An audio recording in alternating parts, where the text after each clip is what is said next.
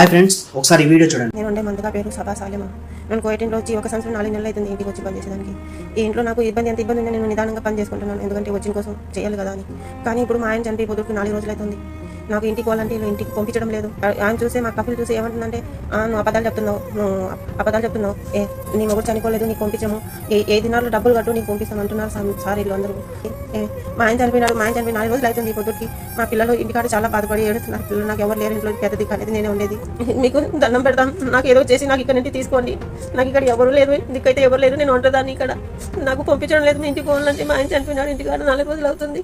నన్ను ఎవరు పట్టించుకున్న లేరు, ఇక్కడ ఏం చేయాలి అర్థం కాదు. ఇక్కడున్న ఆమెది మదనపల్లి, కోవిడ్లో చిక్కుకునేది పాపం.